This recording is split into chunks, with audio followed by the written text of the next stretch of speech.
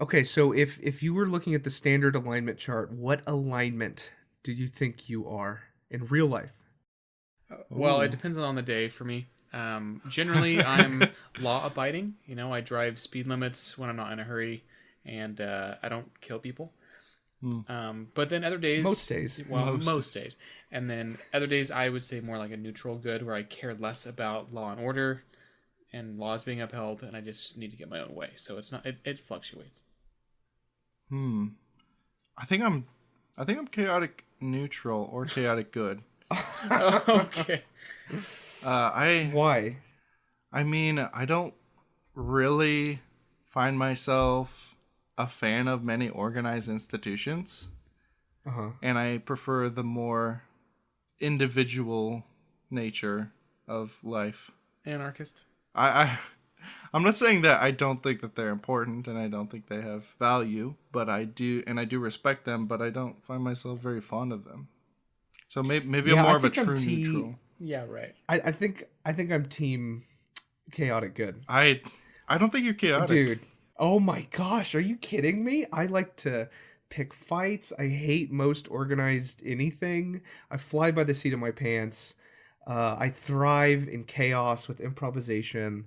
Ugh, chaotic good, absolutely. I'm just not seeing it. I would agree with Jake. He's definitely chaotic good, if not chaotic neutral. Some days. Yeah, David, I think we both have a disdain for institutions Hmm. that would Heil Hitler for, you know? Oh. Oh my gosh. Oh, Wow. so some days I'm chaotic evil.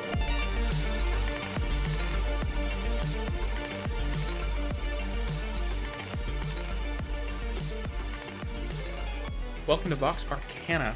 I'm William, I'm Jake. I'm David. and this is the Dungeons and Dragons podcast, episode 13, Alignment and Morality. What is alignment? David, explain it to me. Alignment is from what I understand, the system that D&D uses to judge a character and how they would act. So, for instance, on one spectrum, you have the chaotic to lawful, and it's how individual are you versus how much you obey institutions. And then on the other spectrum, you have evil to good, and it is how selfish are you compared to how much you value others. So yeah, essentially there's the two axes are moral and ethical. So moral is like good versus evil, and then ethical is like how you fit in society. So most of the time in D&D, the moral one is more objective, whereas the lawful, neutral, chaotic is more subjective to the actual power structures you're dealing with. To me, it's always seemed like toy ethics or toy morality because it is boiling down these really complicated human concepts into something that is effectively just a mechanic in a game that Uh-huh. determines which spells you can use. Oh, I kind It's of. very interesting how 5e has addressed or not addressed alignment at Completely all. removed. They have just been like, here's alignment, and they spend 5 seconds explaining it, and then they kind of insert them into your ideals in the character creation. Mhm. But then they just it's a ghost as far as like game mechanics go, which I think As is it, a good decision. yeah, as it, I think it should be like the way it is in the game already. I think they could remove it completely, and the only people who would complain are the old school grognards because I think backgrounds do a better job. Sort of telling you who your character is than some really subjective interpretation of these terms.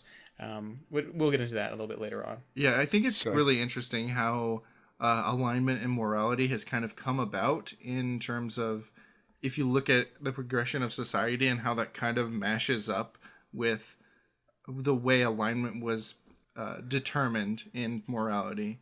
So I think originally when the game came out, it was the 80s, right? And that was kind of near the end of the Cold War, 70s. 70s, 80s. Mm-hmm. And you look at the ideals of the time and how people viewed morality, and it was very objective. It was the US versus communism. Wow. And Didn't think we'd come here tonight. I I think that really reflects in the ideals of this is good and this is bad, and you're either supporting one or the other. You're either for chaos or for law. And I think that's really reflected in the original systems where you had society had a much more objective view of what is moral and what is ethical. Well, I may disagree with the time frame of like when postmodernism came in and kind of muddied the waters as in regards to ethical or like just objective morality. I think that is kind of true, but I think it's not true as like the time period, just like how any sort of morality is kind of instituted anywhere. So like the alignment, I bet like when Gygax and like that motley crew of creators that kind of brought D&D and popularized it, like I feel like they were like, yeah, it's alignment, easy, boom, boom, boom, and they could explain it. It was like so easy. Yeah. And then as time passed, people were like, wait, like if I'm in a very chaotic society and I hate it, does that make me lawful? And it's suddenly like all of these weird questions started to be asked. And I think the thing that made everything all vague and hard to distinguish with alignment was once it became popular and became a thing, people started applying alignment to non-D&D things. Yeah. And that's when it just turned into a cluster cuss, and it was just I don't know, alignment suddenly was trying to be used for something it was not intended to do. I think if Gygax or any of the earlier guys saw, you know, an alignment chart of Parks and Recreation characters, they'd be like, what? No. Yeah. Like this character that works in an office isn't chaotic evil. Like it just doesn't make sense. And so okay, I think you guys know this, but I have been super, super, super excited to record this episode. This is perhaps my favorite topic. Like I was almost a philosophy major. I love alignment in games, and I know I reckon you guys don't. You guys have said, is that true? Well, so as a system in this game, I think it falls down because I think there's a lot of better ways to determine this. Like already in this show a few times, we've just rolled on tables and we've created characters or situations, and you don't need to have some arbitrary kind of fill in the number 3x3 grid to tell you about your character. I've heard it explained like this, that alignment is supposed to be descriptive and not prescriptive. So yes. The problem is a lot of people will be like, they see on this grid, oh, I'm a lawful neutral. That means I should act this way. When in fact, it's like, I'm acting this way, so I probably mostly fit into this part of the grid. And I think that misinterpretation leads to weird situations. That's a problem, yeah. It is a problem. So do you guys neglect to use, because okay, I think I have a fix for that, but I want to ask this to both you guys. Do you guys not use alignment at all? Well, I still use it, like, but it's as it is in 5e, it's a pale shadow of its former self. Backgrounds, and even though I guess in the backgrounds episode I kind of complained about that too, but I think the backgrounds are a better descriptor of your personality and your belief system. I don't use them at all, and I don't ever intend to use them. I'm actually working on making my own character creation system, and it has an alignment nowhere in it at all, and I don't intend to include it because I think that alignment it's more of a scale or a measuring stick to kind of see where actions fall in, but it's not a good system for determining how characters should act. If you have a character who is chaotic neutral, that doesn't mean that they're always going to act chaotic neutral. They are not the embodiment of chaotic neutral, and I think that there are more nuanced decisions based off of what your character has experienced, the situation, who they're dealing with, that is going to change based off the situation. And I don't think that alignment really works in a relative system because it is trying to quantify and objectify something. So I have one more thing, Jake, and then I'll let you just go nuts because I know you're just like bursting to speak. Yeah. There was a quote from Mike Merles that it actually wasn't about alignment, but it totally applies here. Somebody asked him, what is his brand, his quote-unquote brand? People shouldn't be summed up in one or two words. He says, I think people are more interesting and diverse and defy this kind of... I don't know what term he used, but like putting people into boxes. And I think in a lot of ways, like David is getting at, I think this is the world is more interesting. And so no matter how many Parks and Recreation or Game of Thrones, like the alignment grids you see, any one of those characters can move to almost any other box there, depending on the episode, depending on the situation. So it's just, as a system, it's flawed. But Jake, I want to hear what you have to say. Okay, I have so much to say. So bottom line is the last thing you said was, this system doesn't really work for Parks and Rec or Game of Thrones. And it's like, exactly, because it's not for television shows.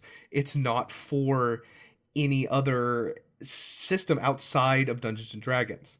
So for me, in the beginning, alignment was written down, and it became like something that would go, oh, what do I do here? Oh wait, I'm lawful good, I have to do this. Yes, descriptive and prescriptive. Yes, that's like horrible. I agree. And the way I fix that is when I'm doing character creation, and there's that little spot in the 5e character sheet that says alignment, I tell all my players, I say, leave that blank.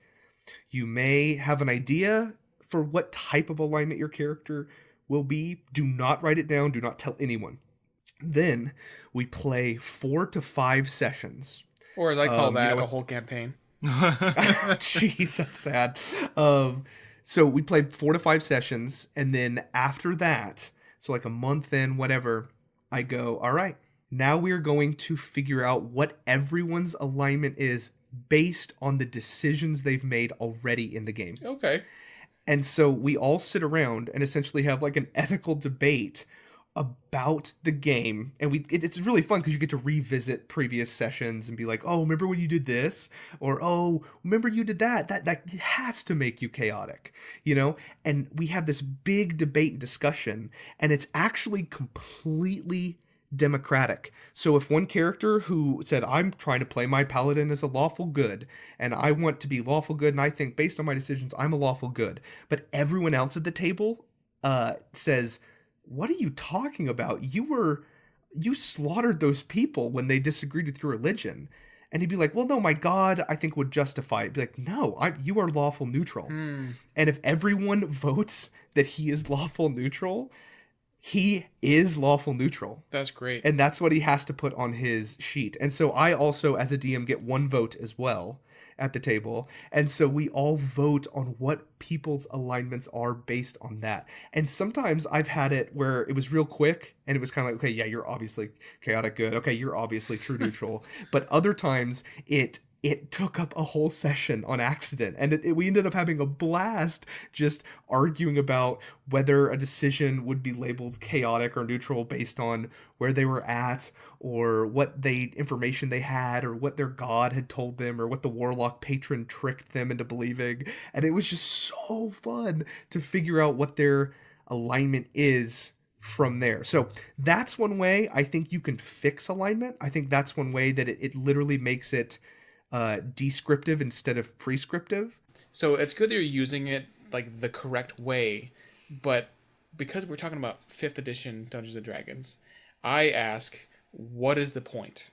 Like there's no benefit really to even having alignment in this game, because there's no game mechanic that hooks into it. Like, you will not lose your spells as a paladin depending on alignment, or as a cleric, or anybody. Like, there's nothing. So in spite of like sounds like a really fun night for your team, which is great. Yeah, having fun is awesome. So you just proved my point. If you're having fun, like, you literally just right. said, okay, I see what that you're was really fun.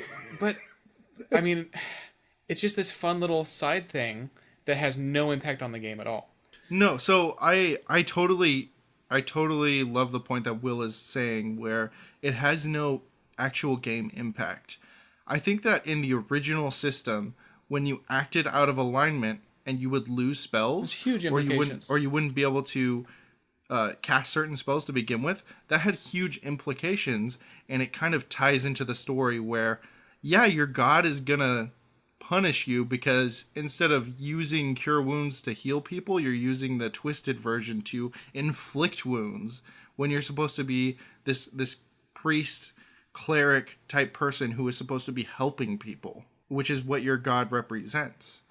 And that system isn't really reflected in 5e, whereas the only thing that you could see that is if you break your oath as a paladin, it's an oath, it's not even alignment, then you lose some of those aspects of your character, but that's not reflected in the cleric. That's not really reflected anywhere else.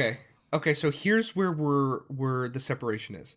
You're talking about alignment for the players. I don't think the alignment is for the players at all. The alignment is completely for the dungeon master. When I'm looking and building encounters and I see, okay, this party has 2 lawful goods, a true neutral, a chaotic good, and a neutral good, they are going to go into an encounter with hostages and a princess to rescue and moral decisions way different than a party that is neutral evil, pure neutral, chaotic neutral, and lawful evil. That party is going to go into it and they're going to act differently. And some things that may be an ethical challenge for a lawful good would not even register as a challenge for someone who's like a chaotic neutral. Okay, so it sounds like you're using it as kind of a game prep shorthand to summarize your character's personalities. Yes, and I think the reason I need this, I don't necessarily need it, I think the reason this helps me is because this is a symptom of how much D&D I'm playing. I'm basically DMing for 3 weekly games. Wow. And because I'm playing so much D&D, I will be like, okay, what's his character again? What's he like? Okay. And I can just easily go, oh, he's chaotic neutral. Okay. And I can kind of plan for certain moral things to throw in, certain ethical dilemmas, all these things based on the party. So I don't need it, but it does make my prep easier when I have so many different characters that I have to build encounters for. All right, that's really helpful for me to understand like why you use it the way you do, because with that many players and characters, there's no way you're going to remember that Joe and his paladin made this decision. Or Grognar the barbarian is actually lawful good somehow? Like what? Classic Grognar. But no, I understand, and I really like that.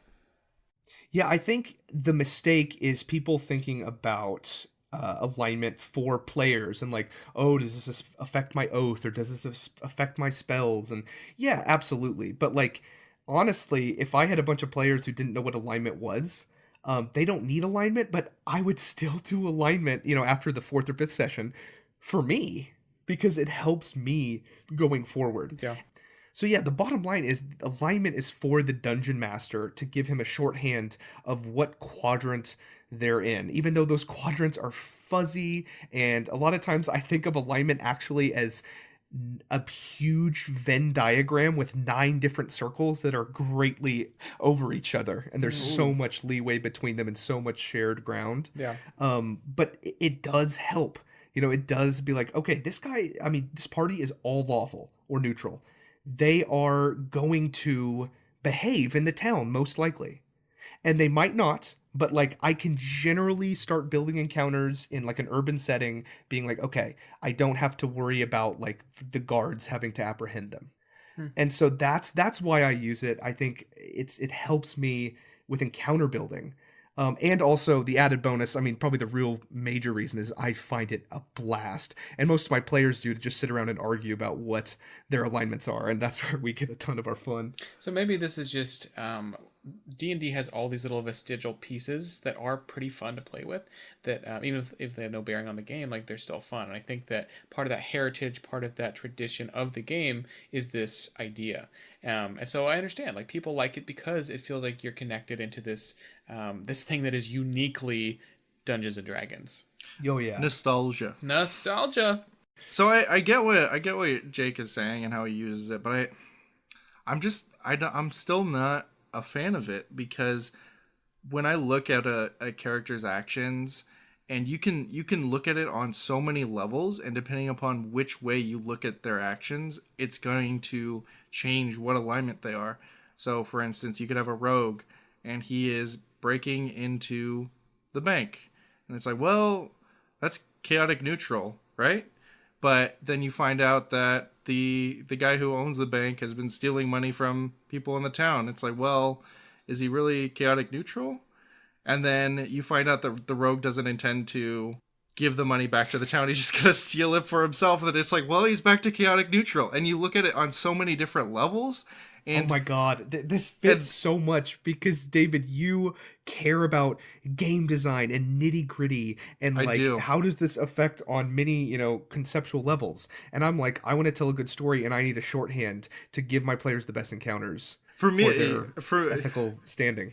and then you're talking about your paladin in your game, and I'm like, well, is alignment determined based off of the character's actions, or is it based off of their intentions? Like, if a character intends to be lawful good with their actions and they just happen to do bad things, does that make them lawful evil? Well, that's why he has his we could group go down like that rabbit hole. That's why Jake has his group do the voting thing, because they've seen like the collective result of actions over time. So it's based off of their actions, then it has no bearing on the player's intentions. Well, no, because the whole that whole part, people can vouch their case. There isn't just a silent, this happened, everyone close your eyes and raise your hands. No, like it is like a spirited debate Very culty. about like, no, I was trying to do this well. And other one's like, but people died, and it's like a legit debate. It isn't just like, sorry, the utilitarian outcome outweighs your oh my god. here.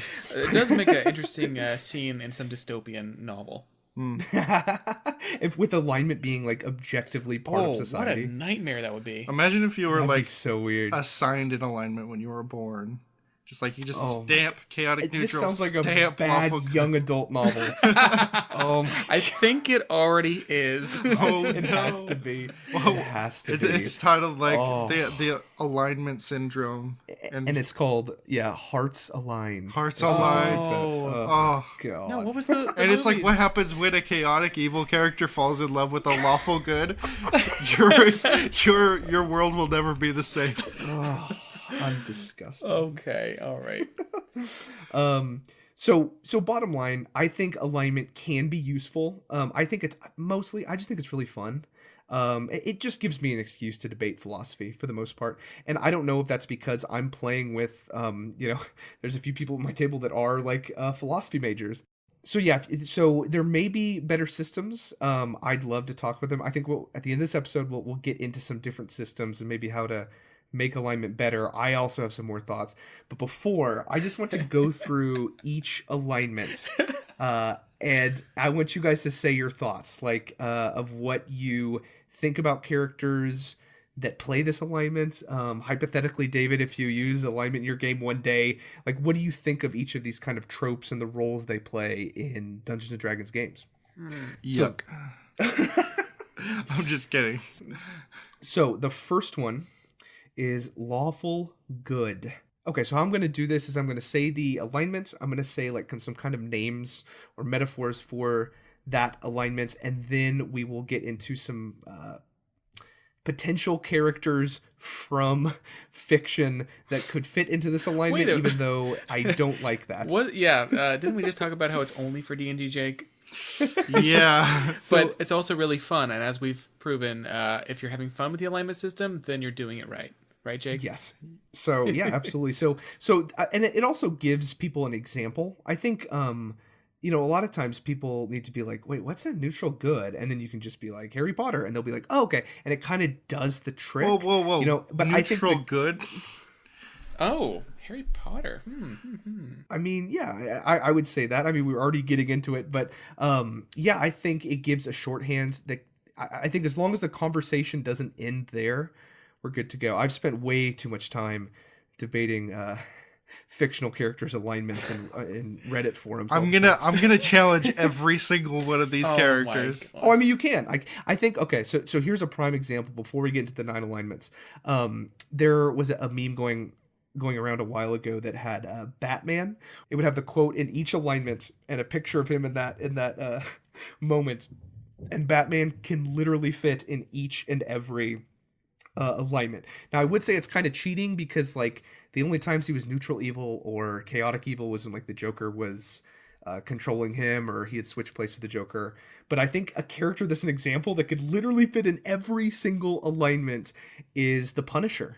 The Punisher could literally be, you could justify him being lawful good. Wait, really? But also chaotic evil. Absolutely. I think in talking about general comic book though, Punisher. he is chaotic good.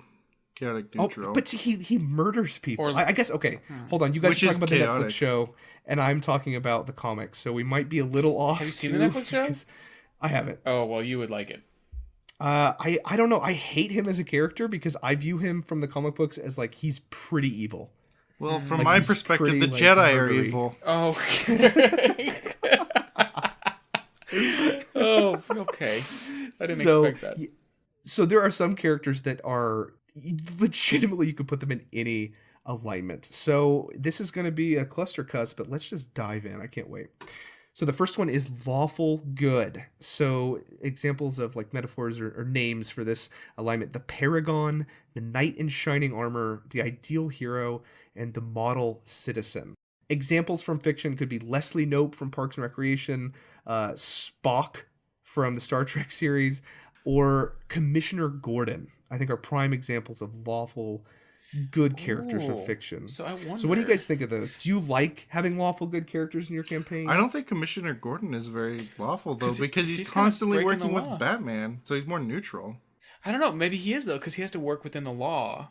But He- then he has to. well, kind of But he's sentimental breaking way. the law to work with a vigilante who is breaking the law. That is neutral. He cares about keeping Gotham safe, and he wants the police power structure to remain intact.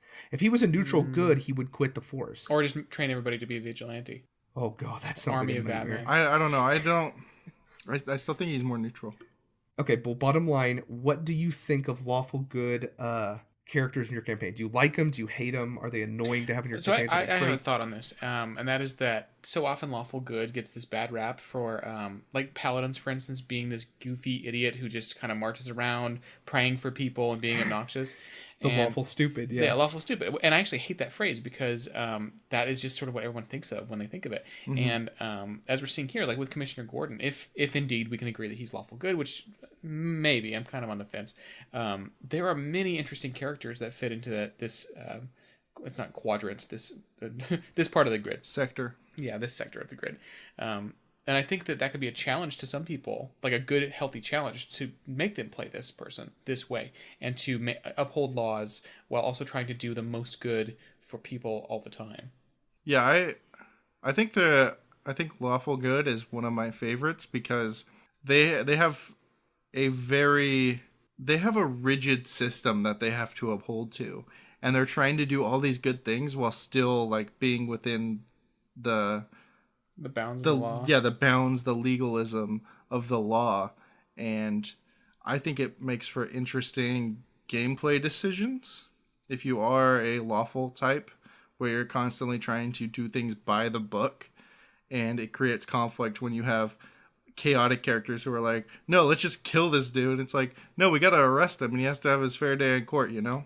That makes me think of a district attorney kind of character. You could flavor them like this, where they really are trying to uphold, or even a judge, and they're more about the spirit of the law more than the letter of the law. And I think that would be the opposite. That would be. You mean they're about the letter of the law? No, I'm saying like in this character like might lean more toward like the spirit of the law, right? You have Harvey Dent. Huh. Yeah, and Who's so they are trying to make the city good Yeah. and try within the means of the law. because strict adherence to laws can sometimes lead to legalism, which just is kind of a different sort of evil in some ways. Like I feel like we're getting away from the topic, but it's interesting, and there's more to it than I think a lot of people give it credit.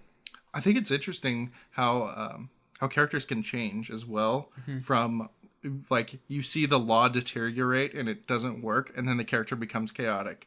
Like bringing up Harvey Dent again, like he goes from just being like, yeah, we need to do things by the book, we need to make the city great through the means of the law, and then he goes and he's just like flipping coins and killing people. Yeah. He goes from one extreme to the other, and I think that's an interesting characterization that you can have.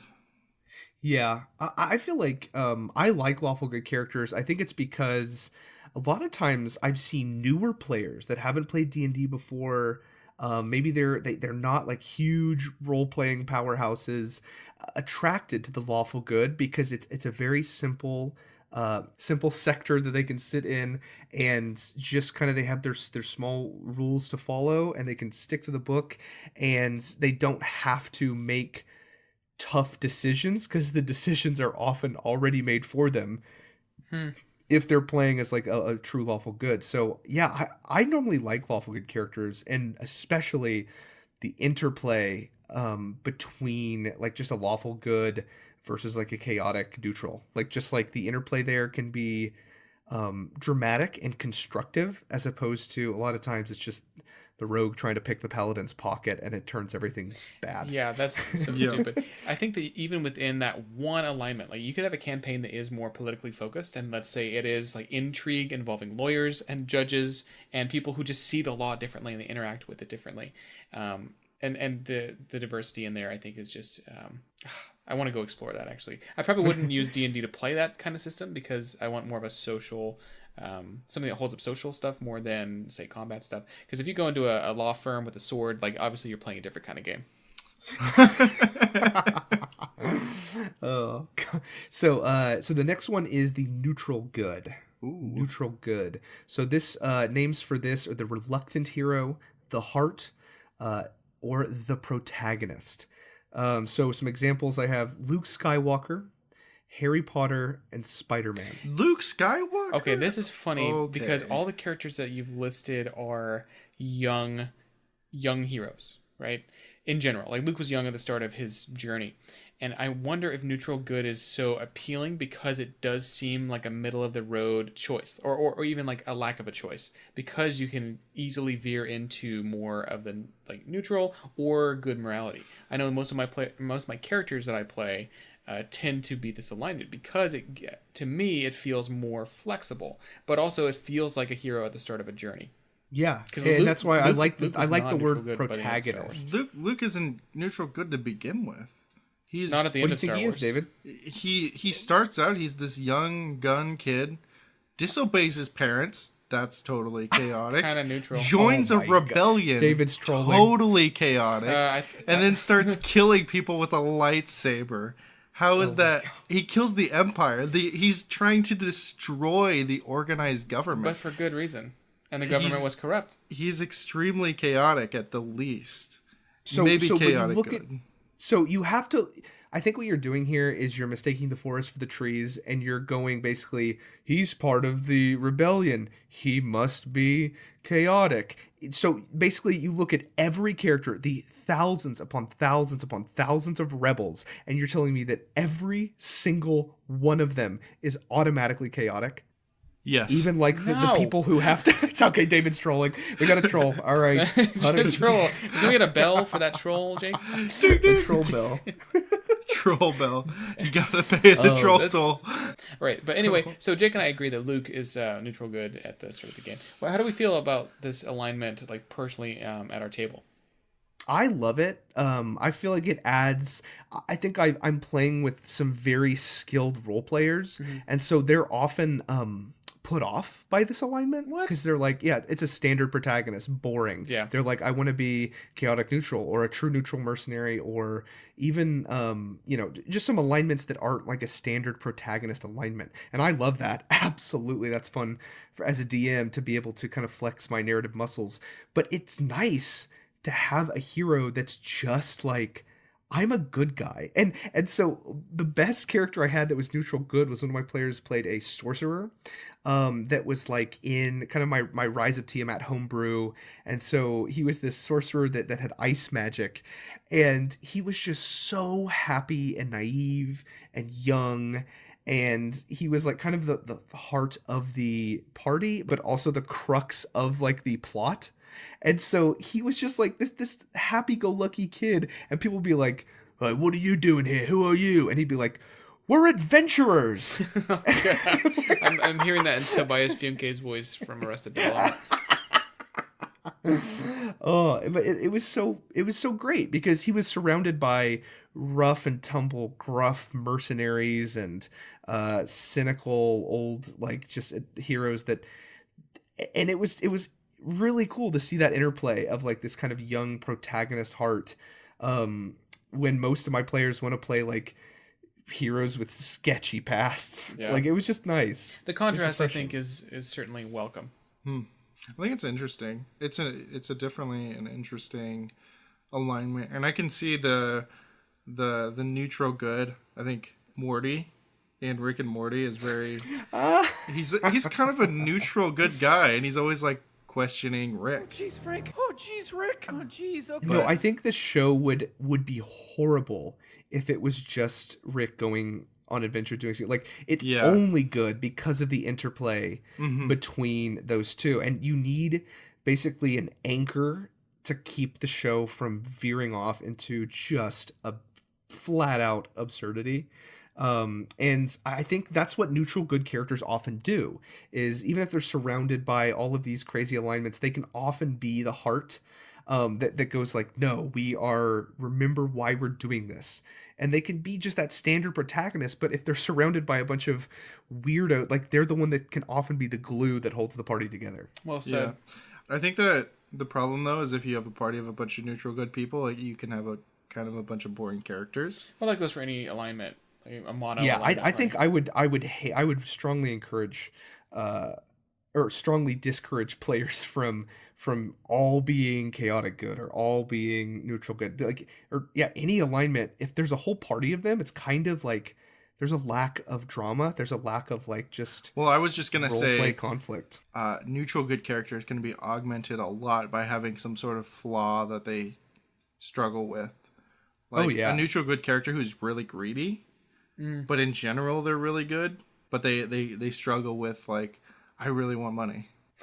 Yeah, and I think that's why I can use alignment with the traits, bonds, flaws, ideals section, because a neutral good does not mean a perfect person, but it does give them kind of a sort of protagonist feel. But yeah, they're still gonna have all sorts of flaws and backgrounds and issues and baggage, and that's what makes them good. Wouldn't it be cool to have the background tables from the player's handbook broken out, not organized by the background but by the alignment, so you'd have all of the traits that are lawful good and all the traits that are neutral good just in a row, right? Like, what would that look like? And if the players chose that to build their character, what would that character be like? I think you should make it. That's a lot of typing. Wait, so what is this? Yeah, that would be interesting. I was pontificating. That would be interesting. Yeah. Where you choose based off of alignment? So, like, you know how you have traits, bonds, and flaws, and then there's one from every, or almost every alignment in there. Like, oh, I always get my way, you know, more like selfish or whatever. If you organize those tables. You can copy and paste them. There's, like, when I looked them up online, like, they have them all in just, like, one doc, and you can copy and paste it and just reorganize maybe, it. Yeah, maybe I'll do that. So it'd be cool to look at, just to kind of get a picture of the different ideals. The alignments. Okay, so the next one is chaotic good. So these often are called the rule breaker with the heart of gold, the maverick, the rebel, or the loose cannon. I think these are so fun. So examples of this in fiction are Matt Murdock from Daredevil, Mal Reynolds from Firefly, Robin Hood from Robin Hood, the Weasley twins from Harry Potter, or Sonic the Hedgehog, which I found that online and I just lost it. You have to explain that. Dude, I don't know the Sonic lore, and I know there's a bunch of I think they're called hogheads. Oh, I'm sorry. I'm sorry. You're not a blue boy. So I don't know the deep Sonic lore, but just seeing that, I had to include it because I just lost it when I saw Sonic the Hedgehog as a freaking character. So I'm looking at this list and just seeing Matt Murdock on there, because I think that Daredevil is just such a really interesting character, because he should be, like, he started in that lawful good category, but he has become chaotic good because of the world he lives in. And I think that's so interesting and more dynamic than let's say I don't want to say boring neutral good, but let's say like a more traditional standard character, or Malcolm Reynolds, like people who are in situations that you cannot be like a law-abiding citizen, or you'll die, or you will fail. And that, or the Weasley twins are like the best characters in Harry Potter. R.I.P. They're so fun. Really?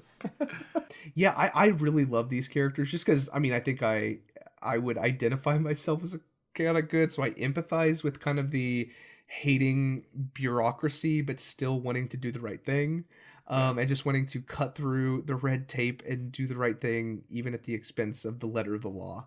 I feel like these characters work really good in a campaign with a maybe more, not necessarily evil, but more bureaucratic and more bad empire, because then they can kind of justify their chaos. You know, that this sprawling kingdom isn't like, they aren't the good guys.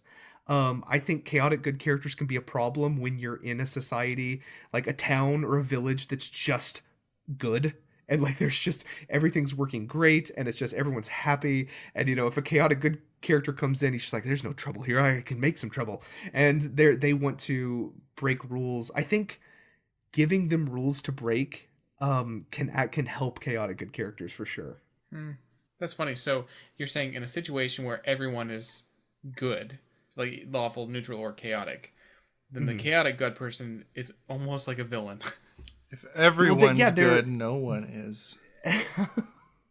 No, David. That's wrong. God, David's got his troll hat on, and it's so stuck to his head. It's really gross to look at. Oh no. It could be. Yeah, I think oftentimes roguish types the chaotic can look bad when they're in a party of all lawful or neutral goods. Mm-hmm. I think that's an interesting point, because I was listening to a Mike Merle's interview, and he was talking about alignment, and it came up where, like, what would happen if the lawful neutrals, like, or lawful good, took over the world, and what would they do to the chaotic goods? And they would be, and he was talking about how, like, they would be some of the last ones rounded up and put in jail, because the lawful good just can't stand for people who are chaotic and disruptive of systems. And the chaotic good would be really resistant towards these lawful good characters, and there would be he speculated that there would be significant conflict between them. Yeah, but it would take some time. Like, they would be like, okay, they could be my ally, but once the world is all good, the chaotics are the next ones rounded up. Mm-hmm. And that is a really interesting, I think Mike Merle's put it the best, is like, when you think of alignments, think of what would that alignment's perfect world look like. And then you can kind of see, like, their philosophy a little better. Okay. Like, have it just applied to society, and then you're like, oh. So it's like, no, they don't hate them, but, like, they once they dealt with all the other problems, like, their utopia would need some more cleaning up, and they would be the last to be dealt with. Yeah, I'm getting some more ideas for young adult fiction, guys. I want to hear them. Oh god, it would be called Chaotic Love. It's getting worse. What happens when a chaotic good falls out in love with a lawful good? In a society where there is only neutral good. I'm just... Oh, God, what a bad genre. Okay, you just offended all of our fans. Oh, God. I was about to apologize, but then I was like, no, I'm not. What's next, Jake? So the next one is lawful neutral. These often are called the judge, the zealot, the lawman, or just following orders. Some examples of this: Stannis Baratheon from Game of Thrones, the Knights Templar, either from history or from mostly the Assassin's Creed game, or Amanda Waller from DC Comics, Captain Picard from Star Trek, or Judge Dredd, who I feel like is the best example of a lawful neutral. I agree with that, because he is the law. Yeah, and he doesn't care about good or evil. It's just like, no, I am here to enforce the law. Like, he will shoot the hostage to kill the person behind him, and he will not have a second thought about it. I don't know if he's that would go into almost lawful evil. But if he saves the lives of hundreds of people in, like, that city block in New Angeles... well, that's more utilitarian. We could save billions at the cost of millions.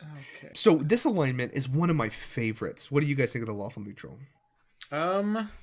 Pass. I don't know. To me, it kind of crosses over into the same territory as law, or as neutral good. I guess it is just a little more law abiding. I don't know. It doesn't seem that differentiated to me. I almost wonder... Wait, the neutral good? The lawful neutral, I'm saying it seems similar in some ways. I don't know. I guess I don't have strong thoughts on this because I don't see it a lot. Huh. But, like, you have Stannis Baratheon on this list, and he just obviously did terrible things. But yeah, so I mean, I feel like lawful neutrals are really good. Think of like paladins, clerics, the ones that are like willing to to cut corners ethically or cut corners morally Yep. in order to fulfill their oath or in order to you know fulfill their god's goal. So an example of this in one of my campaigns is a paladin who is an oath of vengeance. And he originally like intended it to be like a lawful good, just normal. He's a pretty run of the mill paladin. His character, he says he's imagines him as the Rock in plate mail. So he's just like this kind of classic Crusader paladin, but every time he sees a cultist, like sometimes we'll actually make him roll Constitution to see if he can even resist killing them on the spot. Oh my gosh. And so he's so like angry and literally vengeful oath of vengeance paladin that he has no qualms with torturing, killing, but only cultists who are like blatantly, overtly evil. And so it probably led to the most spirited discussion of like, is he still good that he will still torture people? Jeez. And so does that make him good? But then it's the whole thing of like, but those people were objectively bad. So we argued about that for a long time, but I think he is a prime example, and we settled on lawful neutral because he cares about justice above all else. I think this is a great alignment for authority in your game, who is more powerful than the players, and they're not afraid to hurt the players, and they'll actually be on the right side of the law. So you can have your city guards have this kind of mindset. I was literally just about to say that, how it would be really interesting if like all of the city guards were lawful neutral, where they don't give a crap about whether or not what they do is good or not. They just care about fulfilling their duty. Where someone needs to pay for this crime. It doesn't matter if you did it or not. Jeez, that's a scary society. It's like a bad cop society. I think another way to tie these characters in is like making them kind of, if you're in a city or something like that, like have one of your characters be maybe an ex or like a retired city guard, or have them be a member of like the Harper Agents or something like that, where they're like, they tie themselves into the world really well, which is great for a DM, but also it ties them to kind of a duty or like orders to follow. I think examples of like other alignment systems we talked about in the past, the Star Wars like Edge of the Empire, but the next one was called Age of Rebellion, and your your morality in that was orders. Yeah. And so you were given orders, and it gives you like a really ethical decision to make of like, at what point would you not follow those orders. And so I think this alignment was put on display in my most recent campaign, where it kind of takes place in like the Renaissance era. So there's gunpowder, all that sort of stuff, and these guys were hired by the crown as essentially like Navy SEALs. And they would drop them by dragon into areas, and they would have to like infiltrate dungeons. So they'd have dungeon delving stuff, and they would have to take out bad guys and stuff like that. But they were tied to the Empire, and so whenever they got back to base, like they would have a superior that could chew them out, and that would be like, you did this wrong, you did this wrong. Remember, we need to capture all the hostages and not let them go. And it was really cool to have them like they got all their gold, all their equipment was like supplied by the Empire, so they were tied to like the ethical, like the lawful structure, the hierarchy of it. And it was really interesting to see that play out. Yeah, it gives the game like you're saying, a structure and an order that is mostly missing from D&D, I think, by and large. Because you don't have accountability, and you don't have debriefs or even feedback on how you performed. Yeah, I really like adding that in. I want to, in my future games, find out how to, add that kind of, like you said, debrief, like, and just be like, how did we do? What could we do better? And even if it's in the form of like some, sergeant chewing you out, like, I don't know. I love that being that accountability, being held accountable for what you do in the game. So the next one is the true neutral. This one is, Oh man, it'll be a fun dive.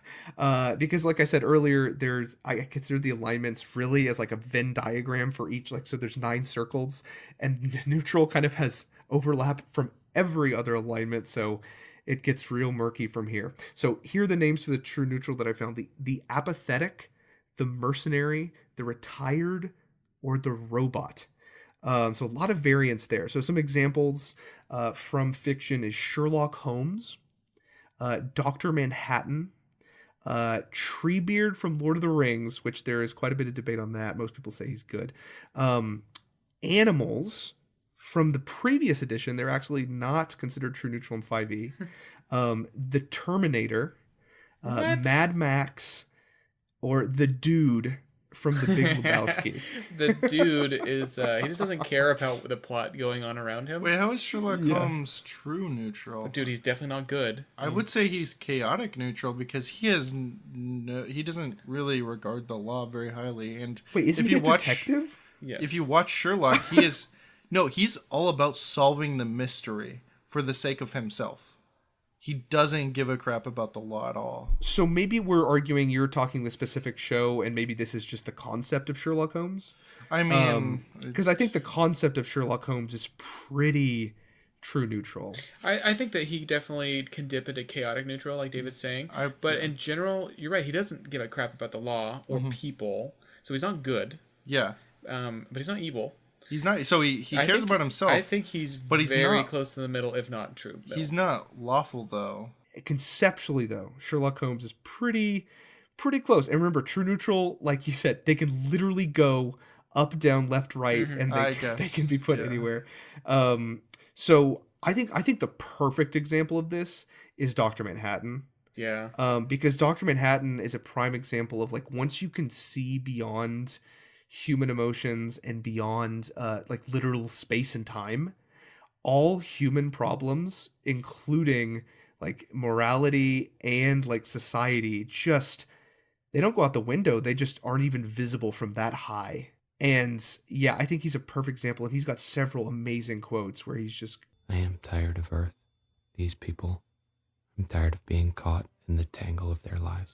And it's so interesting to see that kind of like ascent into godhood, where all ethics and morality kind of fade away. It's really dark and really interesting, but I think he is an example of a true neutral for sure. Yeah, I think playing apathetic characters, especially to even close to the degree of Dr. Manhattan, would be, I don't know. To me, it would be hard to engage that character if they're just like, I don't really care. I'm true neutral. But so yeah, I feel like true neutral can really in D&D go 3 ways. The first way is kind of like you said, the apathetic, not even apathetic. I would say the first way is like a druid, and all they care about is balance. Yeah. They don't want one side to win over the other. So they will almost switch into, like, if they're in a chaotic society, they'll get more lawful. If they're in, like, regardless of where they're at, they just want balance. The other one is the robot. I think of this as kind of like a Warforged character, or you're playing a character that is just so, maybe they've been imbued by magic for just one purpose, and they're so single-minded, like all they have is their programming, which could be really interesting in a campaign. And then the third one, which I think is the most common one, is just the mercenary. They're the one that is just like, I will do whatever as long as they pay me gold. Yeah. Like, whoever pays me the most gold, I'll be on their side. I feel like that's a pretty common background of just like, you know, and the best way to address this, or not, maybe the worst way, is just to have the villain come up to the true neutral and be like, I'll double whatever they're paying you. Aww. And just see how they react. And so that could be a big character moment where they go, like, I won't follow the gold. Yeah. I'll follow my party. Or they will do what you said, David. They'll just be like, no, and they'll maybe become a villain. So, yeah, there's a lot of ways to go with the true neutral.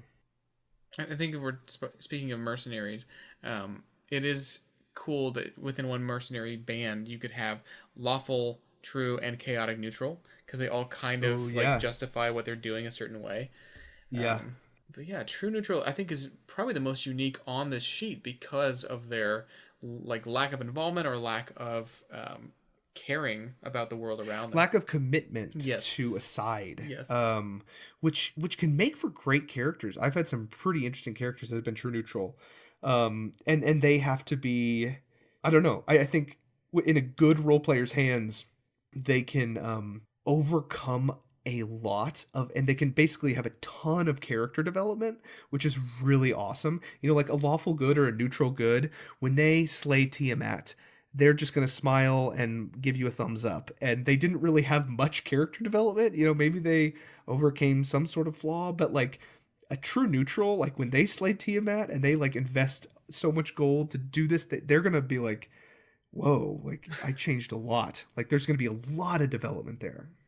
So next we have the chaotic neutral, one of the most infamous alignments of D&D of old. This is the murder, the shadow orphan of alignment. Shadow orphan, maybe murder hobo. So this is often called the hedonist, the anarchist, the rebel, or the nutcase. Examples of this are Captain Jack Sparrow from Pirates of the Caribbean, Conan the Barbarian, Han Solo at the beginning of A New Hope, Ferris Bueller, Wolverine from most X-Men comics, Loki. This one is my favorite. Waluigi. Oh, yeah. Kratos from the God of War series, or Gur from Invader Zim. I have not seen Invader Zim. Oh, it's great. But Gur is just an agent of chaos and silliness. Okay. So what do you guys think of chaotic neutral and its kind of infamy? I think that it gets a bad rap, and I think a lot of people take the word chaos to mean insane or random. And they just tend to spew it into, I'm just going to do whatever. And it gives them like a license to just be a problem. Be a problem. When really a chaotic neutral character can be someone with a very individualized philosophy, and they're really focusing on themselves, but they're also just very individualistic. It's like, I have my own code, my own set of rules. I don't care what the world thinks about them, and I'm just gonna follow them. This is okay. So I have a question here, or maybe an observation is more accurate. So if we're saying a true neutral is a person who cares about balance, and a lawful neutral is a person who cares about laws but not people, then a chaotic neutral is a person who cares neither for laws nor people, but seems to cause problems for society. So I guess Jack Sparrow does fit with that, because he just I think these fit more, you know, if you already live in kind of a neutral setting, the chaotic neutral can kind of look more bad. But if you live in almost a lawful evil setting, the chaotic neutral makes more sense. You know, they look like Han Solo as like a smuggler. They're just trying to cut through the red tape. You know, they might not necessarily be selfless and good, but they just hate bureaucracy. And so it doesn't have to be just a discord sower. This is a great point that I think you're kind of getting at. The society or the setting of the game is going to recontextualize how these alignments come across. Like we were saying for lawful good, like a chaotic good in a lawful good society seems like an evil person. And chaotic neutral, like just reading it on this list here, it seemed like they're a bad guy. But then, as you're saying, against the evil empire, Han Solo seems like a hero. Like, we don't care that he smuggles stuff. Like, that's literally illegal. Yeah. But he's not evil. Yeah. No, so this is really interesting. Once so in the time between episode 6 and episode 7 of Star Wars, when there's like that big kind of open with like 30 years where the New Republic emerges. And if Han Solo was doing the same thing he's doing when we meet him in The New Hope, he's gonna be a bad guy, right? Because he is cutting through red tape that was put there by the quote unquote good guys.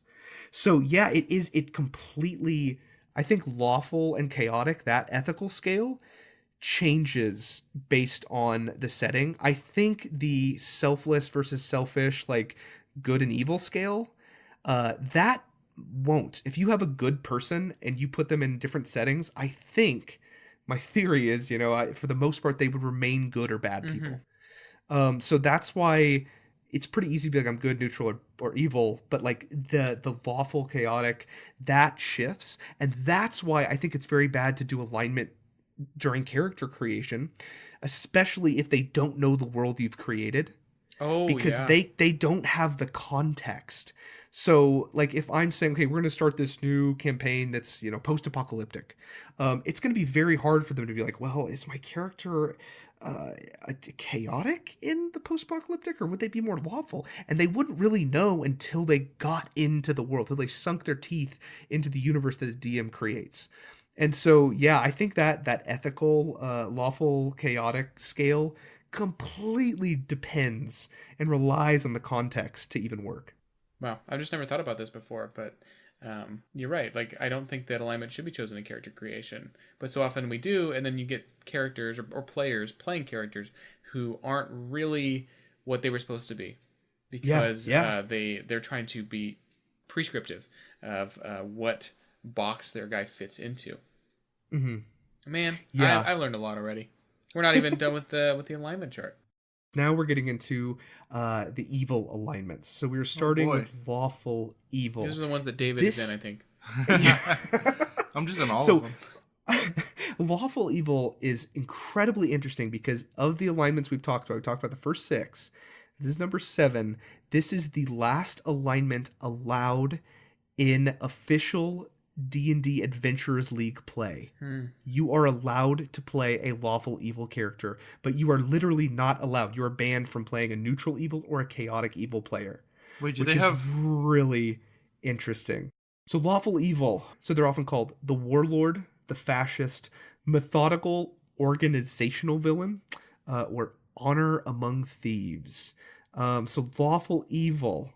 So examples from fiction are Claude Frollo from The Hunchback of Notre Dame, Hannibal Lecter, Lex Luthor, Darth Vader, Doctor Doom, Ra's al Ghul, and I think this one sums it up best, Dolores Umbridge from Harry Potter. She was... So actually, I hated her more than I hated Voldemort in Harry Potter, because she was just... Oh, okay, let's get into it. Okay, so the theory behind the hatred of Umbridge more than Voldemort, is because no one has dealt with a large-scale, like kind of Eye of Sauron, Voldemort type villain. Everyone has been at the DMV or has been in line at the grocery store and has dealt with someone like Dolores Umbridge. Oh, so it's a relatable powerlessness in the face of uncaring bureaucracy. Yes, you don't know what it's like to fight a earth-shattering villain. Maybe you don't. Yeah. We're adventurers. I've been to Mount Sauron at least twice. No. Mount Magic Sauron. Mountain is what you I heard it was Mount Doom, but I don't know where Mount Sauron. Right now, one of my friends is a big, or one of our listeners is a big Lord of the Rings fan, and he, I guarantee, just shouted David's name in frustration. Just cursed him. I've destroyed at least 3 rings. Okay. Oh God. So okay, what do you guys think about the lawful evil, and maybe why do you think this one, despite being evil, is allowed in like official organized D&D play? That I got no idea. So on that. I think I have an idea of why lawful is allowed, and that's because they still have to obey the rules, and someone who's lawful is more likely going to be playing along with others, even if it is for their own nefarious purposes. They're still going to be following general structure, which I think kind of fits along with a warlock, because you want to, if you want to play a warlock, you might be doing things that are bad to like serve you pay your patron. taxes, but occasionally you suck the life out of people. Yeah.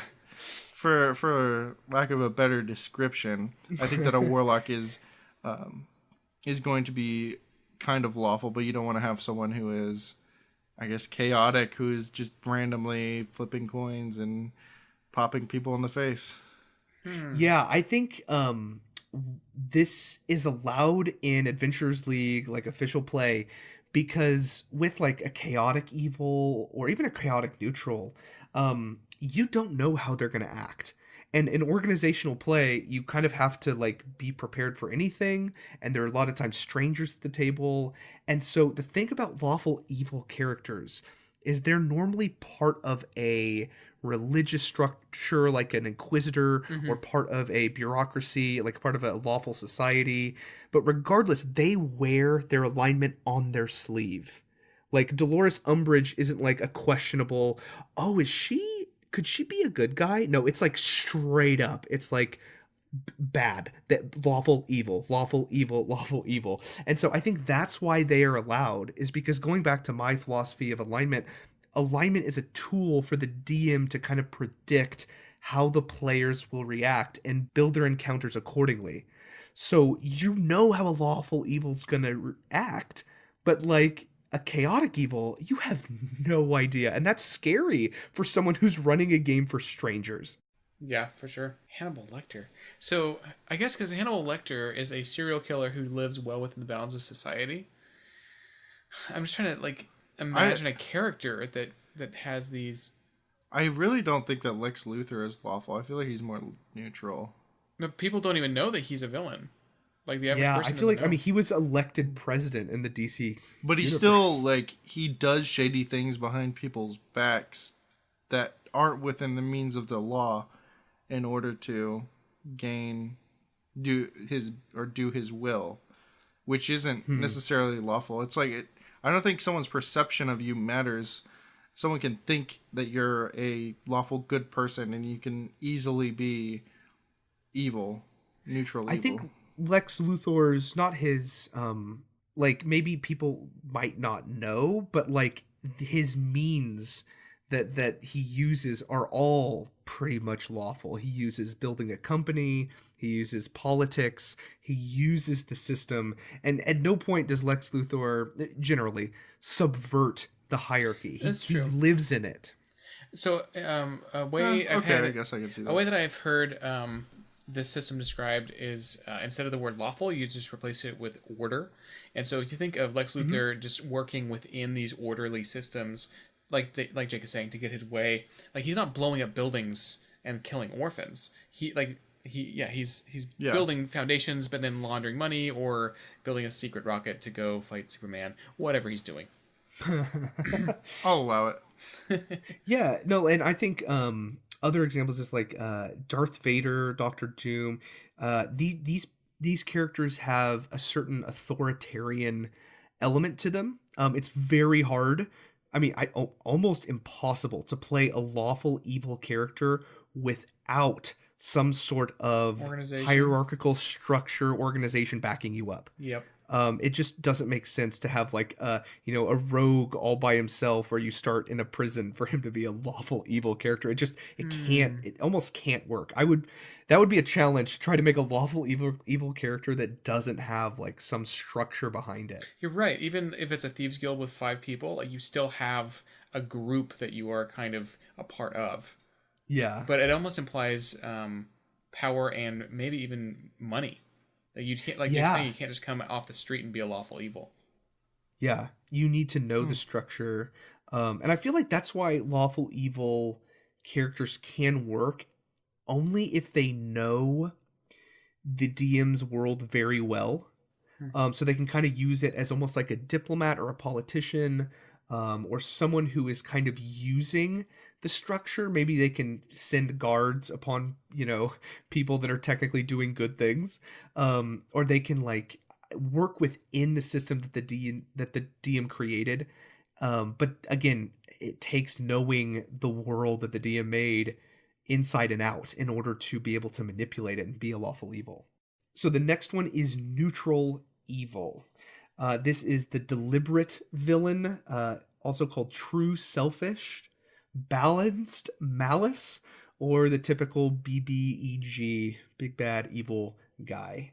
Or So examples of this are Cartman from South Park, Davy Jones from Pirates of the Caribbean, Emperor Palpatine from Star Wars, Kingpin from Marvel Comics, Voldemort, and I think the best example is Ego the Living Planet from Guardians of the Galaxy 2. Oh, so selfish. yeah, it's just pure selfish, which I think evil is. Like, evil is just caring about only yourself and no at the expense of literally anything else, which is in Ego's case like the whole universe. Like, it's just he wants it to be all him. True. Just him.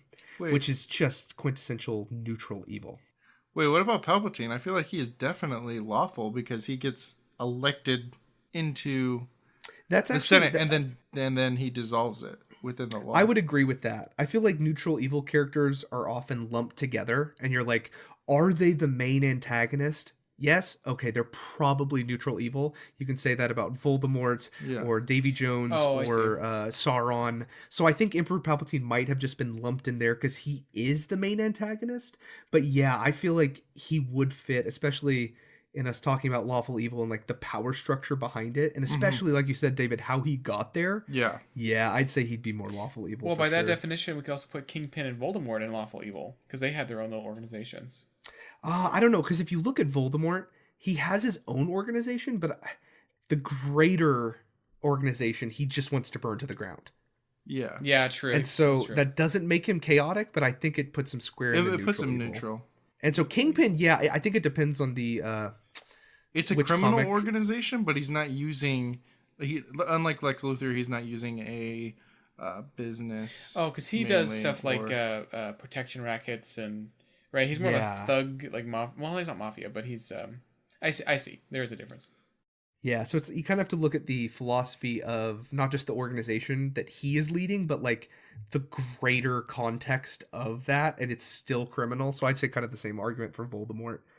But in general, these characters tend to be just complete jerks. Or they tend to be kind of the main central antagonist of the campaign. Yeah, and they're easy to make because neutral evil. It fits everybody. Yeah. And to be honest, I don't think I would allow a neutral evil in my campaign. A player? Or a character? Yes, a character, unless they had like some fantastic, like they want to reveal that they've been the villain the whole time. Or like they have some really good thought out plan. Or they're masquerading as a different alignment the whole time. Exactly, yes. And that would be fantastic. But as far as like like imagine telling your DM, I want to be just a purely selfish character that doesn't care about order or chaos, but just cares about myself. The DM would be like, oh my, that just is a nightmare for running the game. Yeah, nobody's going to enjoy that game. Red flags everywhere. So the last one we have is chaotic evil. They often go by the terrorist, the feral beast. Some men just want to watch the world burn. So examples of this from pop culture are, honestly, the Joker is probably one of the quintessential examples of this. Like David said earlier, I would include Two-Face in here as well, because the flip of the coin could be considered lawful, but in general it is chaos. I think it's totally random. Yeah, and so random chance is by definition chaotic. Yeah, and so that's really interesting to see him go from like lawful good, like DA, to the exact opposite alignment, which is really cool to see that complete flip across the chart. So next we have Joffrey Baratheon and Ramsay Bolton from Game of Thrones. These are characters that I just wanted to die. They're near psychopaths. Yep. Carnage from Marvel Comics. Oh yeah. Just wants to see the most damage done. I mean, wants to see his name inflicted, his literal name as a noun. Freddy Krueger is an example, just kind of an antagonistic, like random, frightening thing. Almost more of an idea, like kind of a boogeyman type than like a good, well-written character. And then the final one is anyone who plays Grand Theft Auto for long. Wait a minute.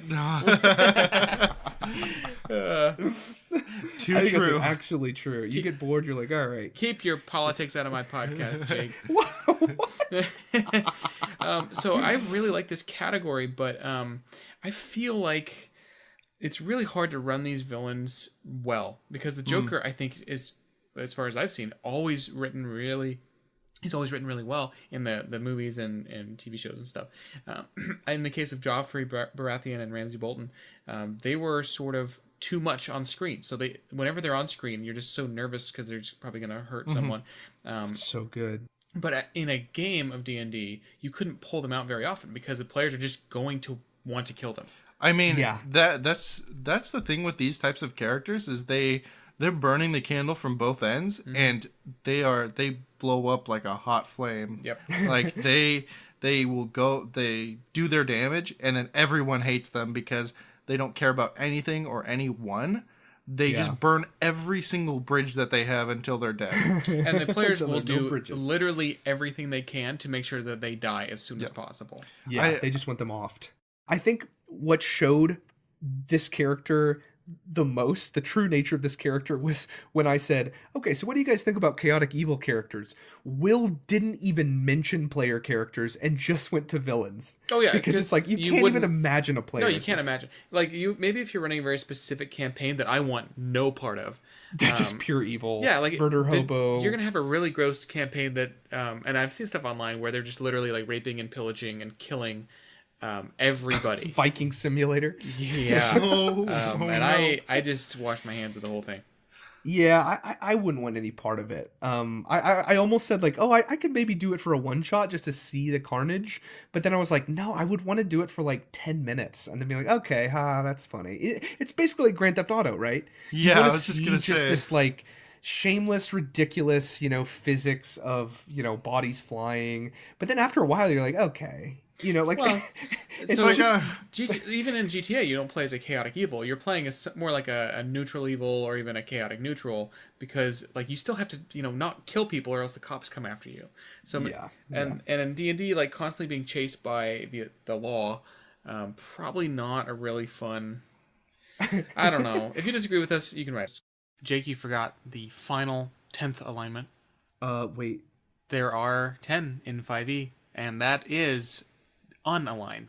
what? This is for wild animals because they don't have right and wrong and they don't have society. So they're not. Didn't they used to be true neutral? Yeah, I think so. Unless, though, I would rule that cats actually can be evil. Oh well. Chaotic maybe. evil specifically. And dogs are lawful. Well, they're just neutral good boys. I'm gonna say, who's a neutral good boy? Who's a neutral good boy?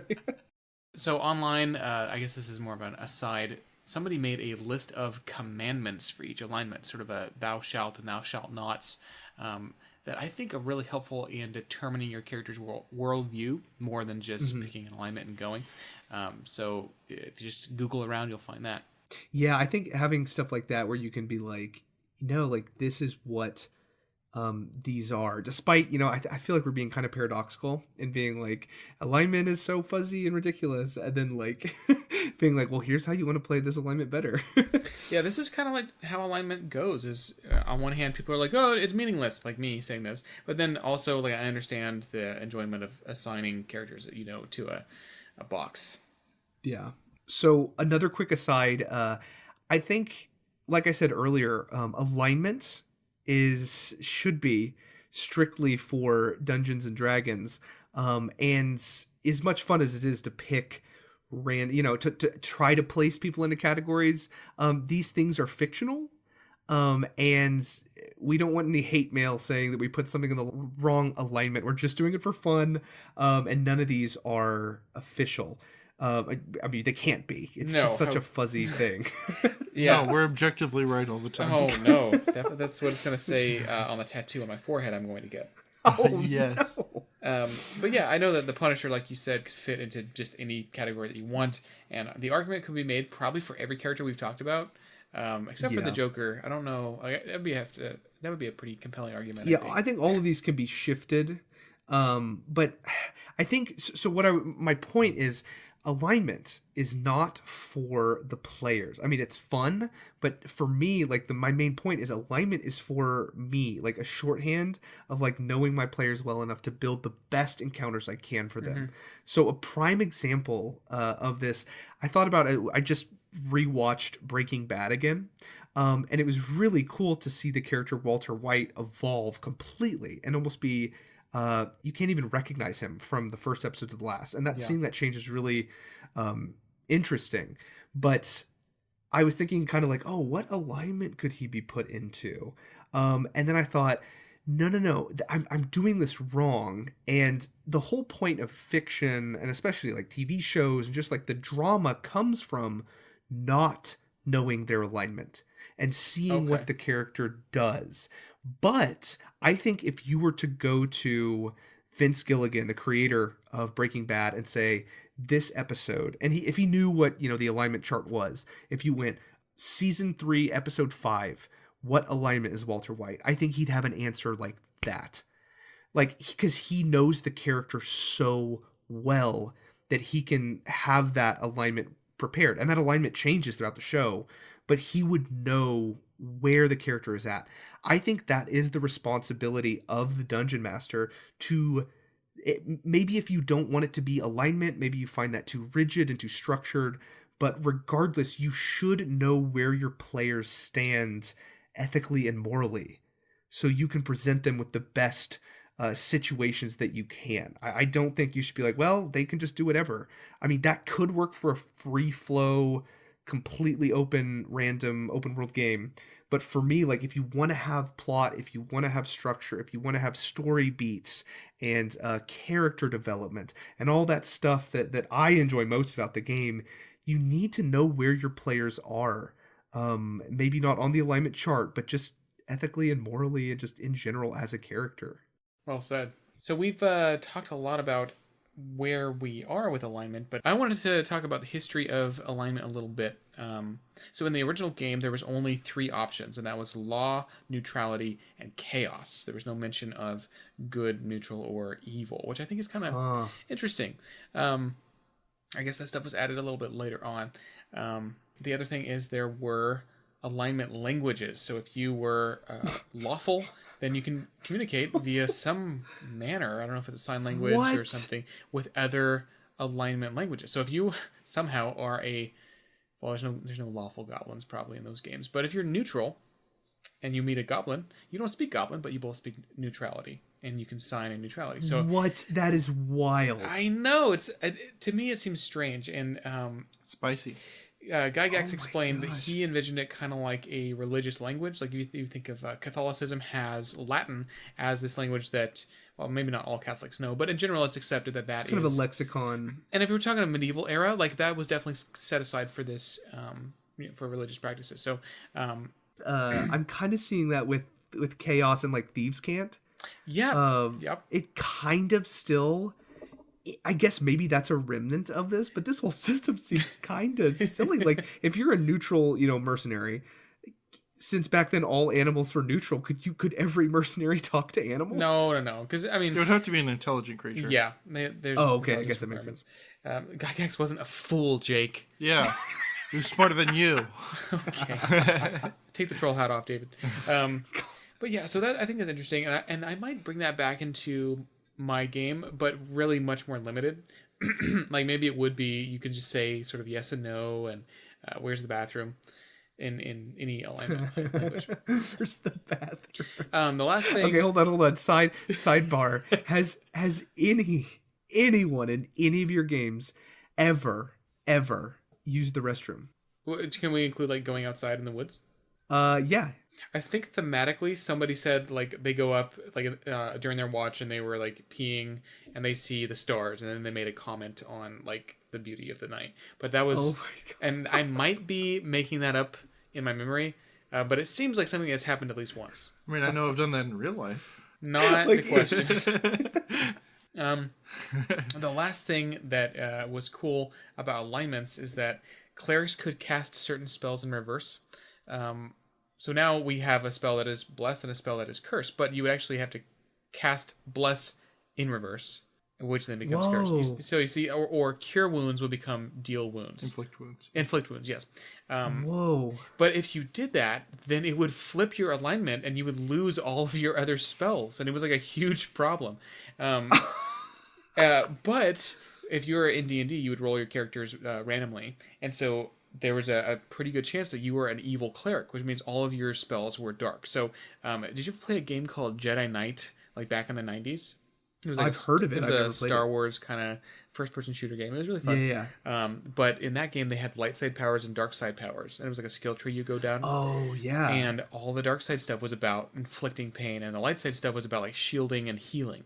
And so I think that D&D really looked more like the Force in dark side light side terms than it does modern D&D. Weird. Okay, That's so I haven't played that game, but I've played Star Wars: The Old Republic, basically like a World of Warcraft clone that was like an MMO Oh, RPG. the fans are gonna be so mad at you, Jake. I mean, it was. They knew it, but it was a fun game. It was great. Like BioWare had all sorts of cool stuff with the light side and dark side, and they actually had like your character could, regardless of if they were on like the I believe they called it like the Empire versus the Old Republic. I can't remember, but regardless what side you are, you could still kind of wiggle into good or bad, like the light side, dark side. Okay. And certain gear at really high levels could only be worn if you were enough to the dark side, or you were good enough on the light side. And it was really interesting, not because of that. That's not a real crazy system, but there was some gear for bounty hunters where you had to be within a range in the middle. You couldn't be too light, you couldn't be too dark. You had to be like in this neutral ground, and it was really interesting. I've never seen that before, to be like, oh, your character isn't neutral enough to wear that bounty hunter armor, and it's just incredible to see that. Yeah. What would that look like in D&D? Like you put on a helmet and it just slips off your head somehow. It's like you're not evil enough. Yeah. I don't know. I like I haven't really instituted it, but like having alignment specific, not specific spells, but maybe if you have like a sentient weapon, giving it an alignment, and basically it can only do one of its mega superpowers if your character or the person who's holding it, their alignment matches the alignment of the sentient weapon. That could be interesting. I think that is not a new idea, because I have seen attuned weapons, or like sentient weapons, where if you are the opposite or opposite enough, then you'll have disadvantage using it because it just fights your every action. Oh, that's that I don't know. As much as alignment gets a bad rap, I feel like including it in little ways like that is pretty cool. Yeah, when there's stuff in the game that actually makes it matter more. But I mean, I guess the goal of alignment, like the way we've described it and the way you use it, is to kind of make sure players play in a consistent way. And I think that backgrounds are supposed to enforce that. But then that's to use the inspiration system, which I guess we'll talk about on a different show, which is also completely irrelevant. Yeah. So I guess what you're talking about is like it's in order to force them to play a certain way, but I think I sound like a broken record. I use it just to track where they're at, both ethically and morally. But I think a way to improve alignment even more, and it shows my love of the system. David's gonna hate this, but I think I briefly mentioned it on a previous episode. But I add an additional axis to the alignment. So there is, there's the lawful chaos, there's the good evil. I add another to make it an alignment cube. And so that third axis is idealistic versus cynical. And I feel like it is added to my game. First, it gives us more to talk about in our sessions when we're trying to figure out where characters are. But when you look at, there's a wide variance of characters that we were even picking out of fiction. So like, for example, Batman and Superman, you can put them in different places. But let's just agree, which no one will ever, but let's just agree they're both neutral good. Right. Okay. And you can you can make that argument. You can make that argument they're both neutral good. Sure. But what makes them different? If they're in that same alignment, I would argue that they're not bending more towards chaos or law or neutrality. I think what they're bending more towards is idealism and cynicism. Because Superman is completely idealistic most of the time, most iterations. And Batman, most iterations, he is cynical. And so seeing that difference, it can open up even more ways to, not pin a character down, but be able to identify their different things. And I think this can come from traits, bonds, flaws a lot. But in general, if you look at an alignment and think of like lawful good, you can have this new city guard who's ready to save the world and just wants to help his city. And he's just so naive and so ready to just be a good guy. And then you can have another guy who's about to retire. He's old and grizzled. He may be missing a hand. And he's been in the guard for years. And he's seen the worst of the worst. And he may still be a lawful good, but he is a cynic.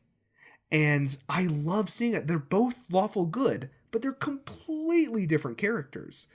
And so I love adding that cube. So, I mean, even if I look behind me and look at all my my character sheets for all my characters, my players have, it'll be like CCN, like cynical, chaotic, neutral.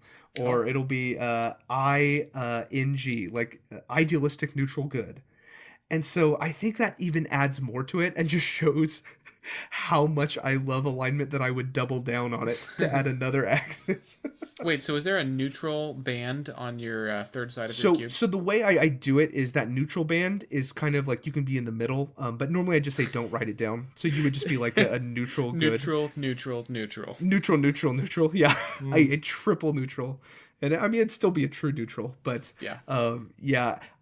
I think it only fits, or it fits better when you're like more cynical or more idealistic. Other than that, you can kind of leave the axis. Right, out even a true neutral idealistic is so different than a true neutral cynical.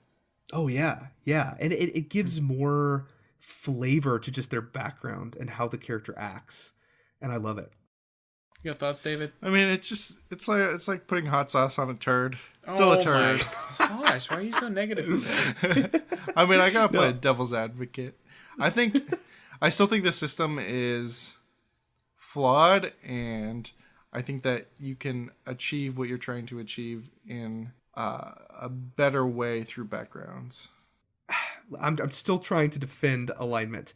If you were to describe to a new player a system of morality, I think to a new player, you can explain alignment and get them playing the game way, way quicker than you can explain to them every possible background they could have. I feel like it's almost overwhelming. And I feel like alignment is already kind of baked into nerd culture and like geekdom, that like people already kind of know what alignment is and can just be like, yeah, I kind of want to be a chaotic neutral warlock. And you're like, okay, boom.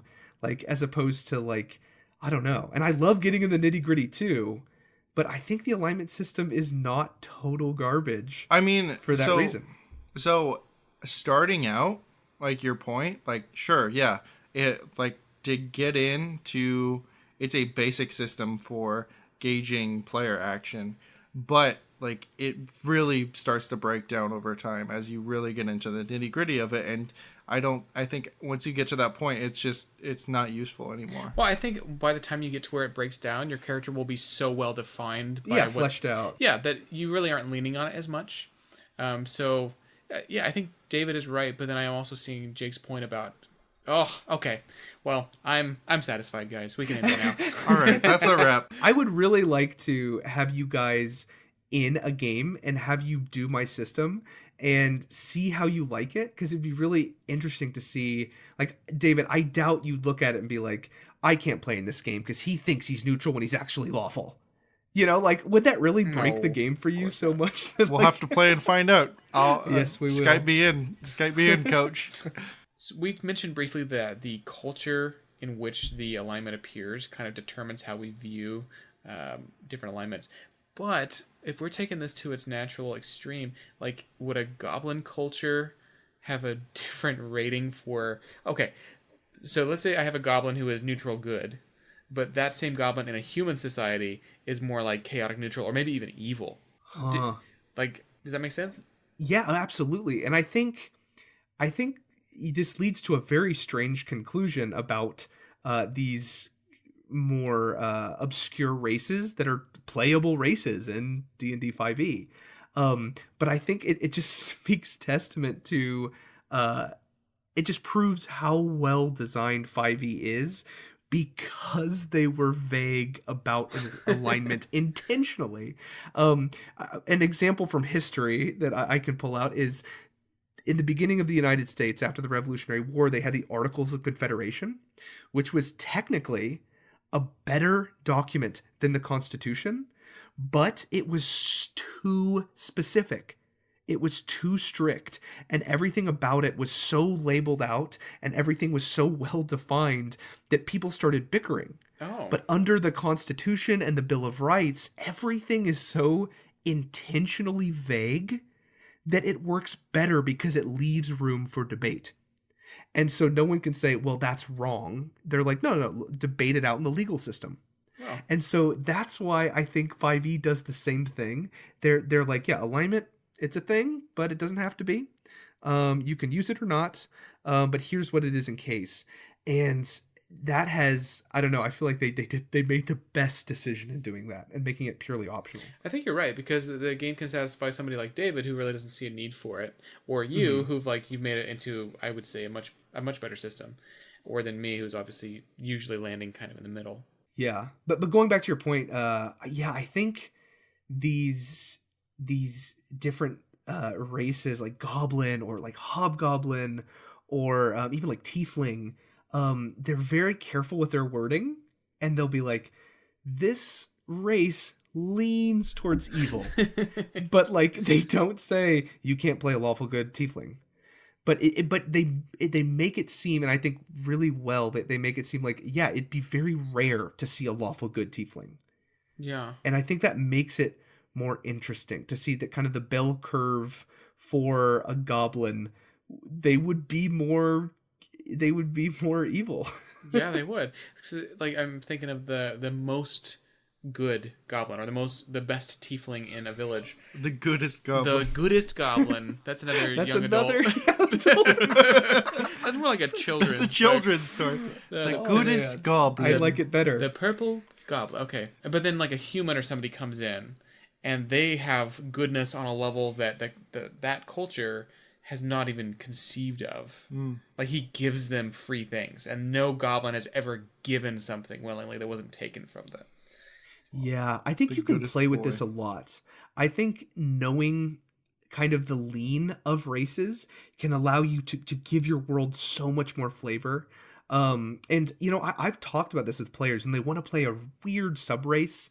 You know, like if they want to play a Dragonborn in, you know, like a Rise of Tiamat campaign, it's gonna be like, people hate the dragon cult, man. Like they're gonna be kind of racist towards you. Mm-hmm. Or if someone says like, I want to be a drow, and it's like, okay, but like people will point that out. And I think reinforcing that in the campaign, because if you have kind of like a standard Forgotten Realms, I mean, I don't know it too well, but if you're walking around with like a tiefling, a dragonborn, a drow, and a goblin, like that's like, people are gonna be like, that's a horde gang of yeah, that's a gang of thugs that are just evil villains that we need to almost kill on sight. And so I think it's really interesting to see how the sway and how carefully worded 5e is about it, but to reinforce that, to be like, if you see a goblin come in and order something at the bar, like, there are going to be NPCs that think that's weird, and they're going to maybe call it out, or maybe say some slurs. Get out of here, you goby. You know, like something like that. Like, there's going to be repercussions because of the, like, general moral sway of a race, which is weird.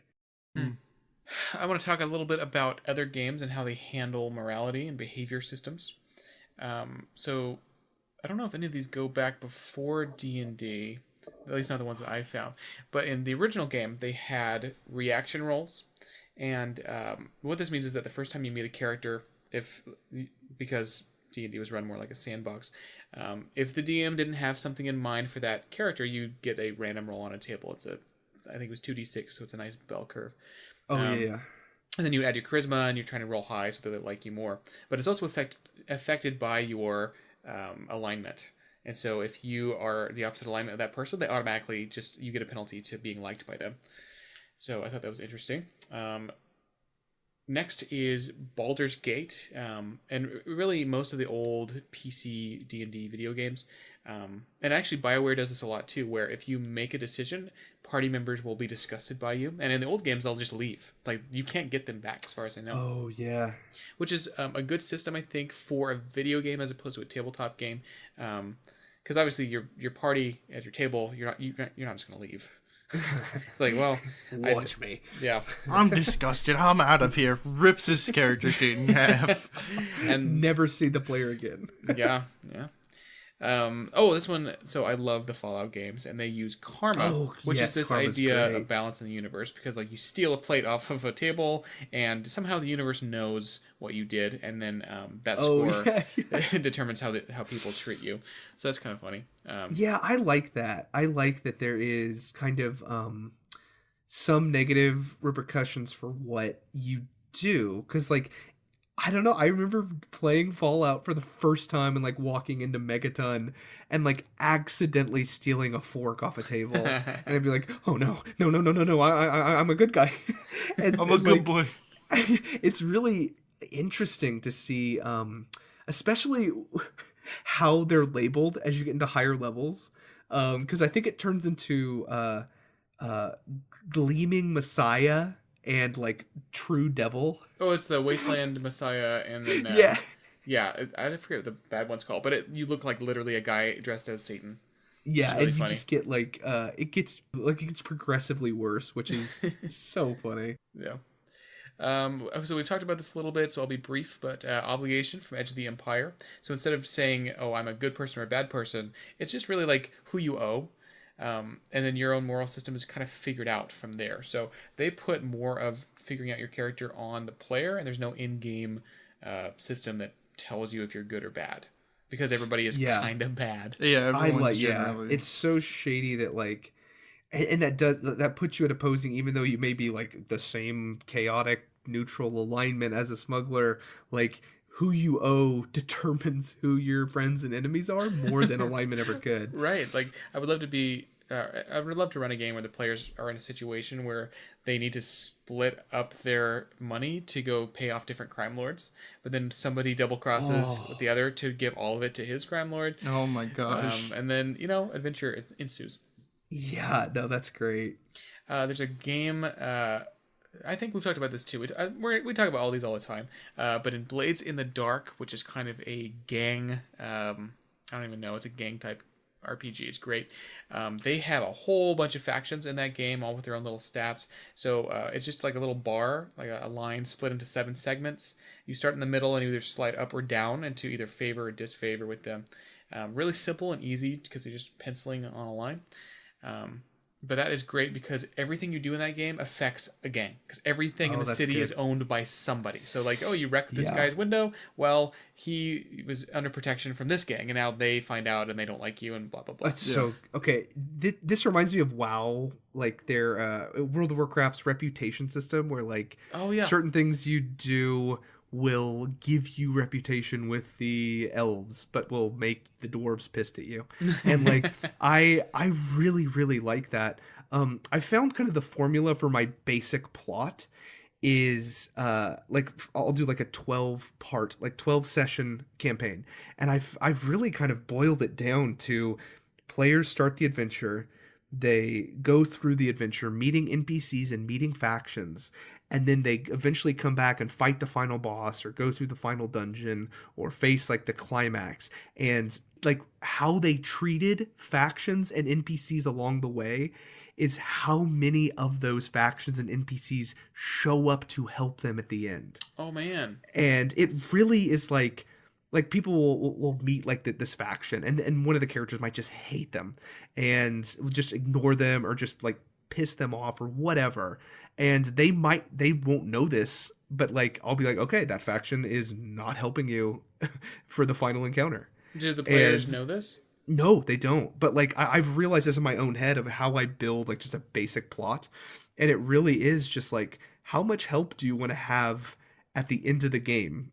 And that's really what their kind of their faction reputation, how that's integrated in my games. Like if they're willing to help them at the end. And I think that's kind of from Fallout 2, like I think it was New Vegas, like in the final encounter in the game, depending on how you treated or how many side Right. quests you did, those side quests like super mutants or tribesmen or whatever would come and help you for the final battle, and it really would affect how easy the final battle was how many side quests you did. Well, now Which you're is going to have really players who are just super polite to all your NPCs. Yeah. And they just want to help everybody. Handing out business cards and like, Don't forget about me at the final battle. Here's my business card. Call me, baby. Let's travel into the vault. Welcome to this week's Vault. If you have a Vault question, you can email us at voxarcanapodcast@gmail.com.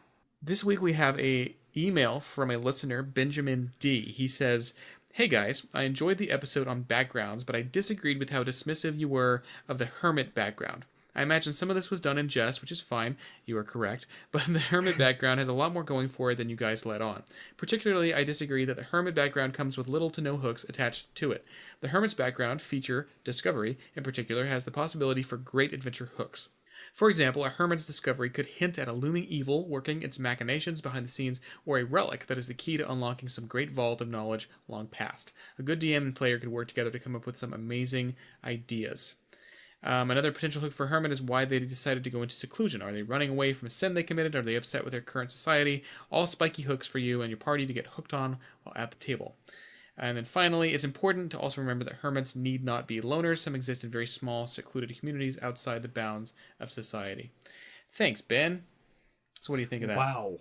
That is potentially the best feedback I could ever ask for. Like, I am intrigued. I am admitting that we did very much in jest, but completely kind of dismiss and hate on the hermit.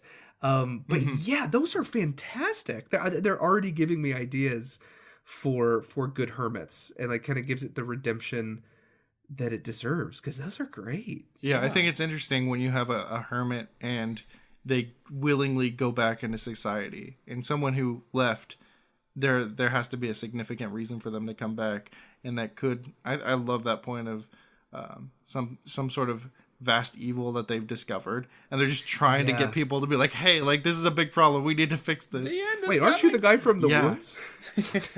One of my characters, I'm realizing in one of my games, is he went into seclusion and then came back, and at first he was kind of apprehensive about it, and he almost kind of conveyed regret and was like, maybe the hermit was trash. And he also, I think, listened to our backgrounds episode and was like, did I make my character wrong? I mean, without saying this, he's like, I don't know if I made the best character I could.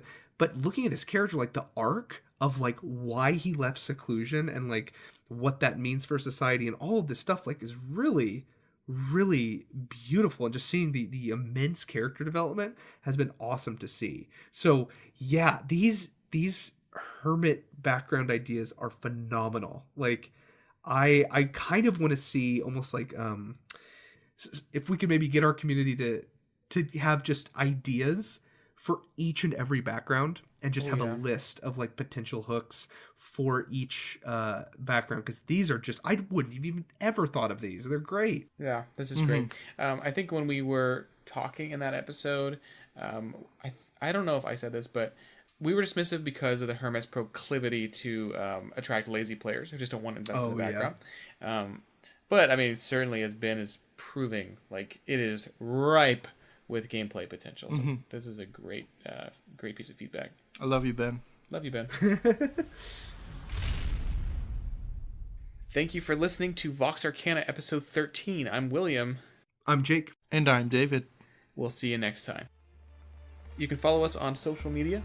Our Twitter is @VoxArcanaPod. Our Facebook and Instagram are @VoxArcanaPodcast. And you can email us at voxarcanapodcast@gmail.com. Remember that anything you submit becomes the legal property of the Xanathar.